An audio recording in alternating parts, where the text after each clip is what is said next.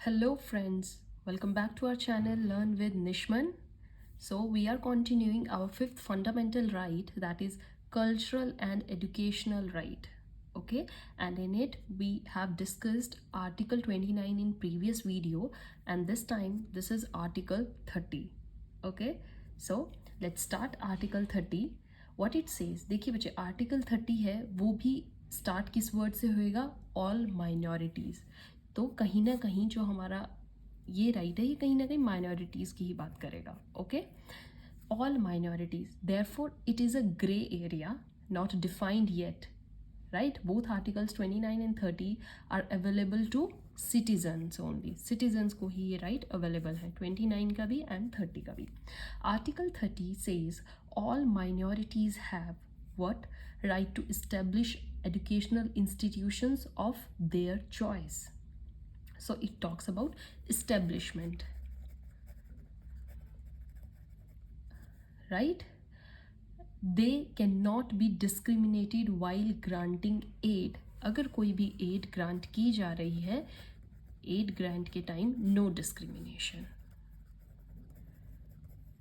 ठीक है बच्चे, under the extent of management by the state. Right, management के क्वेश्चन के टाइम पे अगर कोई भी एड दी जाएगी तो सिर्फ इस बेसिस पे कि that educational institution is for minorities आप डिस्क्रिमिनेट नहीं कर सकते हैं. राइट, हमारा एक बहुत बढ़िया केस था बच्चे,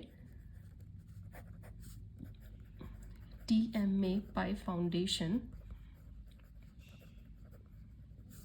and others versus state of Karnataka and others. Right, so it is, इस केस में क्या हेल्ड किया गया था, it is not power of minorities to complete control और autonomous role in establishing and managing the institution. उनका कंप्लीट रोल नहीं होता है, but the state will have a role there. So it is not an absolute right. तो state का भी role होता है and that's not an absolute right. ये इस केस में डिसाइड किया गया था. राइट, सो क्या है बच्चे, आर्टिकल 30 जो कहता है right to establish and administer educational institutes of linguistic and religious minorities. कौन कौन सी माइनॉरिटीज़ होंगी वो, लिंग्विस्टिक और रिलीजियस. इन दो बेसिस पे जो माइनॉरिटीज़ होंगी वो अपना इस्टेब्लिश कर सकते हैं. Right, then article 31A is for adequate compensation in case of acquisition of any property of an educational institution established and administered by a minority. Right, आप उनको adequate compensation देंगे. Objective is not to produce only nominal compensation. Right, so adequate compensation देनी है in case अगर वो property किस लिए acquire हो रही है, for educational institution for the minority.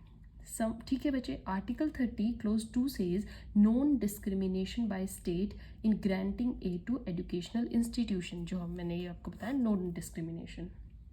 Right, so all minorities इसमें कौन सी इंक्लूड हुई हैं, linguistic and religion basis. Establishes and administer educational institution. Minority criteria has to be examined on the state level. ठीक है ना बच्चे, मैंने आपको Jammu Kashmir and other state का एग्जांपल दिया था.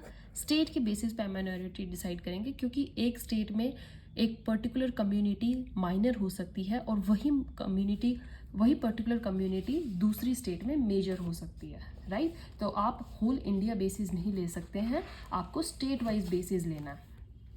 क्लियर?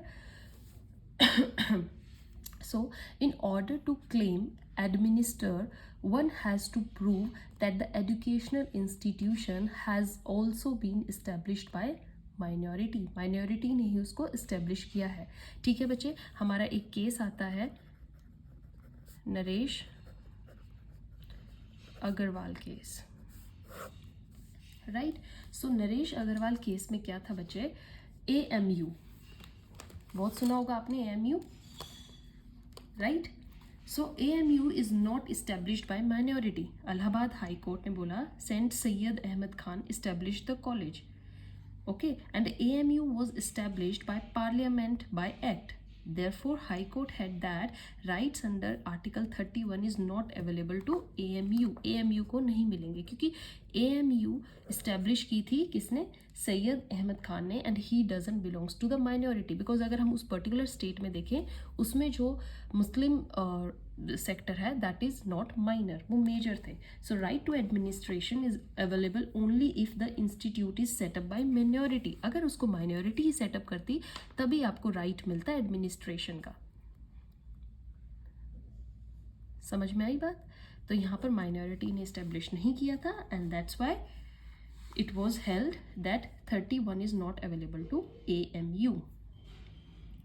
AMU इज बच्चे Aligarh Muslim University. Now next is what? Saint Stephen's college case. जैसे AMU केस ये है, ऐसी सेंट स्टीफेंस कॉलेज केस था. This college was proved to be set up by minority. इसमें प्रूव कर दिया गया था कि इसको किसने सेटअप किया है? माइनॉरिटी ने. So the words establish and administer is very important इसमें. ठीक है ना बच्चे? Why religion and language only referred for the definition of minority. यहाँ पर सिर्फ हमने लैंग्वेज और रिलीजन को ही क्यों लिया है? Why? So because of historical factors. Language is the bond which always binds the people. Similarly, religion also has got centripetal force. Centri means attraction force, right? The same thing may be disruptive also, and therefore it was historically realized that it may cause disruptions in the society. So both these are very important. And what right? To establish and administer educational institutions. Our rights for educational और linguistic education. कैसी education कैसी है? सिर्फ linguistic education. देखिए 29(1) जो था वो just for linguistic institutes की बात कर रहा था. And Article 26 for religious institute. The purpose behind Article 30 is to conserve educational interest. 30 says that it can be for own choice, right? तो बच्चे I just discuss Saint Stephen's college case. यहाँ पर AMU Aligarh Muslim University major ने establish की थी, majority sector. That's why उनके पास 30 के rights available नहीं हैं. बट सेंट स्टीफेंस कॉलेज में क्या था बच्चे? इन this case versus state of Delhi, जो हमारे जगन्नाथ जस्टिस हैं 5 जजेस बेंच, उन्होंने एक डिसीजन दिया that it was held that minority community which claims the right to administer should have establish that institution. अगर कोई भी एडमिनिस्ट्रेशन का राइट मांगेंगे तो उस कम्युनिटी को ये भी बताना पड़ेगा कि वो इंस्टीट्यूट माइनॉरिटी ने ही इस्टेब्लिश किया है, right? That institution, and burden of proving that lies upon that community only. Regarding St. Stephen's College, the court had that since the institution has been established by Christian minority, यहाँ पर Christian minority ने इसको establish किया है, so they do have the right to administer. वो 30 right को claim कर सकते हैं. Right? On the other hand, regarding Aligarh Muslim University, the Supreme Court earlier in Aziz Badshah case had held that AMU was established not by Muslim minority community as such, rather by an enactment of parliament. Parliament की enactment से AMU establish हुई थी, and since the Muslim minority community not having established the university cannot claim the right to administer. वो नहीं कर सकते क्योंकि वो उस टाइम पार्लियामेंट के एक्ट से establish हुई थी. राइट? सो इस्टेब्लिशमेंट उस पर्टिकुलर इंस्टीट्यूशन की किसने की है बच्चे, ये सबसे ज़्यादा मैटर करता है. फाइन. और यही केस हमने नरेश अग्रवाल केस में AMU के रिगार्डिंग पढ़ा है. ठीक है बच्चे? ऐसे ही आपका केस था T. Varghese George versus Kora K. George. Right?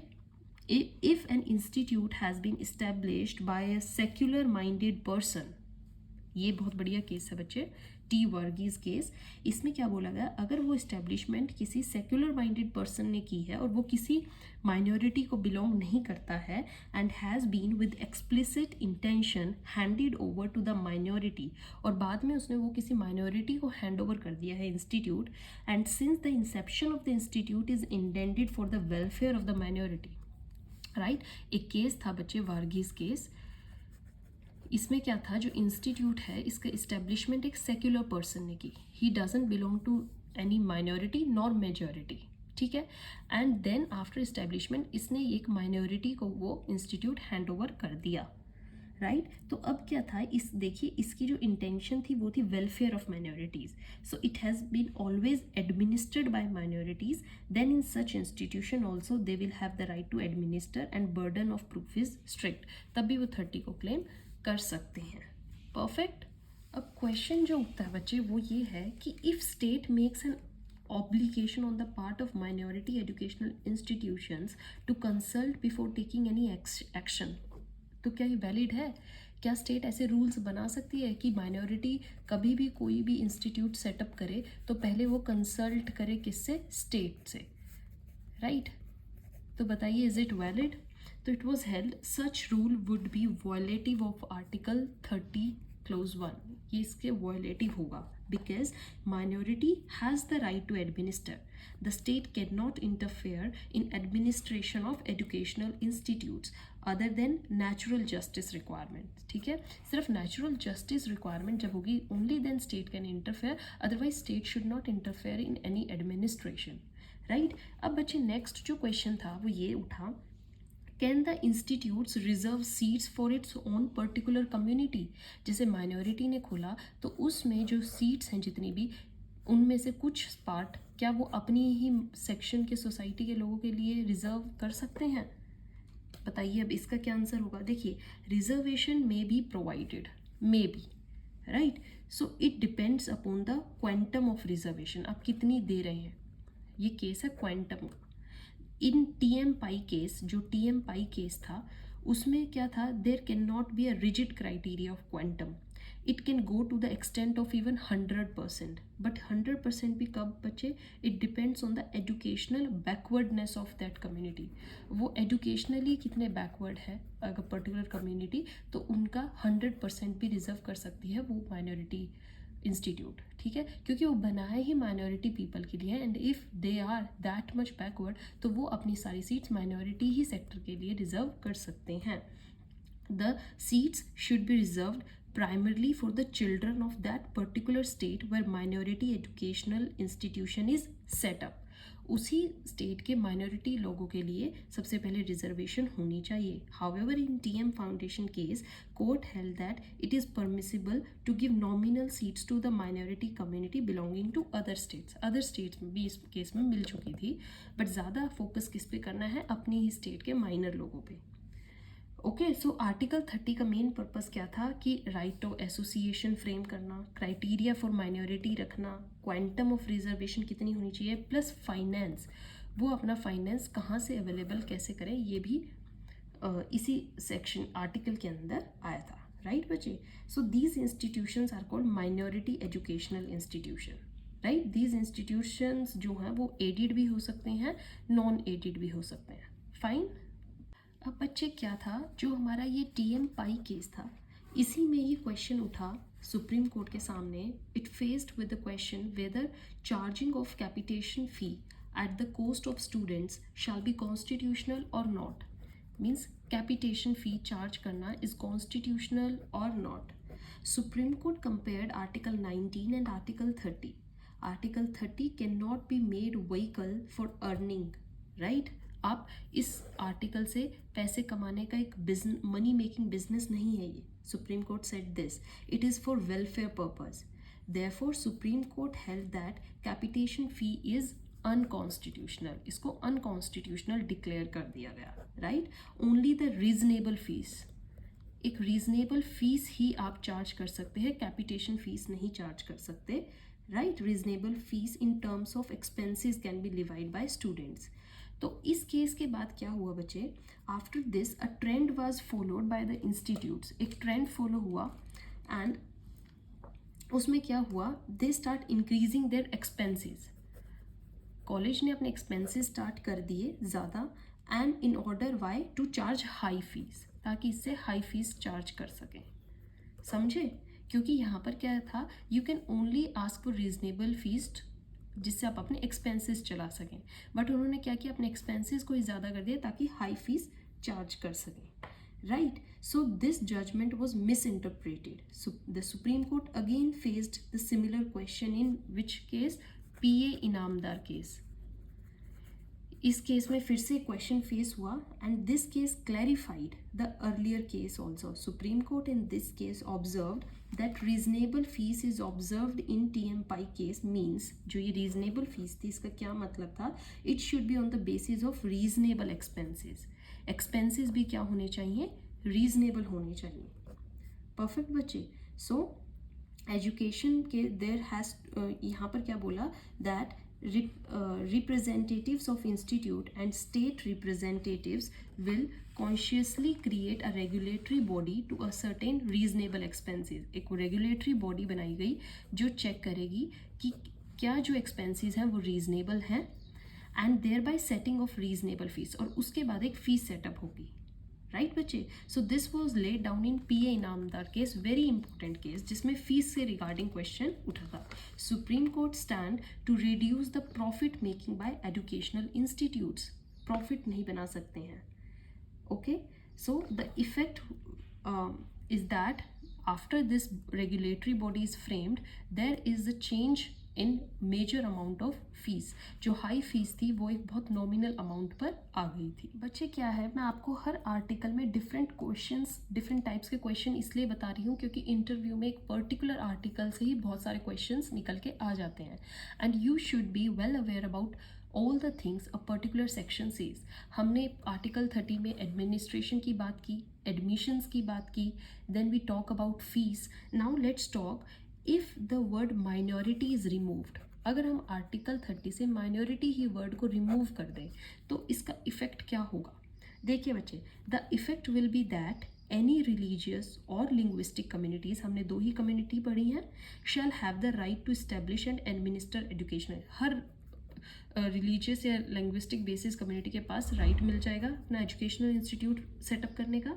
And the basic essence of guarantee is that for minority, ये सिर्फ माइनॉरिटी के लिए था, they may feel insecure in form of education. And article 31 is basically created for the welfare of whom, welfare of minority. So this fear is not with majority community. Majority को तो कोई ऐसा डर नहीं है कि उनकी लेवल या उनका जो एक सेक्टर है वो कम हो जाता है, उनका वेलफेयर कम हो जाएगा. No, the fear of sidelining in terms of education is with minority community. Fear is with them. So giving such right to majority would bring disharmony between the two. It may result into disruptions. Every community will stand opening educational institution and there will start what, reserving seats for their communities. वो हर institute में अपनी ही seats को reserve करने लग जाएंगे और जहाँ क्या होगा, माइनर सेक्टर जो होगा वो डिक्लाइन हो जाएगा, साइडलाइन हो जाएगा. ओके बच्चे.